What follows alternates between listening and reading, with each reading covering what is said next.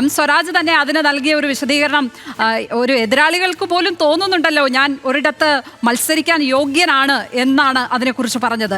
അങ്ങനെയൊക്കെ പറഞ്ഞതുകൊണ്ടാണ് ചോദിക്കുന്നത് ടെൻഷനുണ്ടോ? ഒരു ടെൻഷനുമില്ല. മാത്രമല്ല, അദ്ദേഹത്തെ പോലെ പാർട്ടിയിലെ ഉത്തരവാദിത്തപ്പെട്ട സ്ഥാനത്തിരിക്കുന്ന ഒരാൾ മത്സരിക്കണമെന്ന് ഞങ്ങൾക്ക് വളരെ നിർബന്ധം ഉണ്ടായിരുന്നു. കാരണം എന്താണ്, തൃക്കാക്കരയിൽ തോറ്റപ്പോൾ പറഞ്ഞത് അത് സ്വതന്ത്രനെ നിർത്തിയത് പാളി എന്നാണ്. പാലക്കാട് തോറ്റപ്പോൾ പറഞ്ഞത് ഇപ്പുറത്തുനിന്ന് ഒരാൾ അപ്പുറത്ത് പോയി മത്സരിച്ചതിൻ്റെതാണ് എന്നാണ്.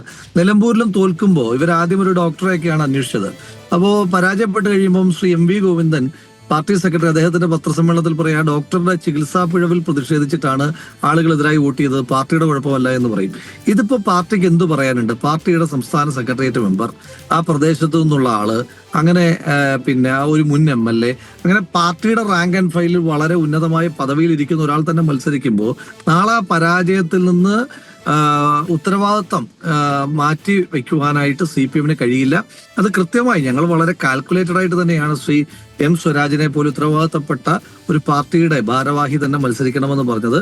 ആ ഉത്തരവാദിത്തപ്പെട്ട പാർട്ടി ഭാരവാഹി മത്സരിച്ചതുകൊണ്ട് സംസ്ഥാന സർക്കാരിനെതിരായിട്ടുള്ള ജനങ്ങളുടെ ആന്റി ഇൻക്യുംബൻസിയുടെ വിധിയെഴുത്താണ് ഇത് എന്ന് ഞങ്ങൾക്ക് നാളെ കൺവിൻസിംഗ് ആയി പറയുവാനും അത് കേരളീയ പൊതുസമൂഹത്തിന് മുന്നിൽ അവതരിപ്പിക്കുവാനും കഴിയും.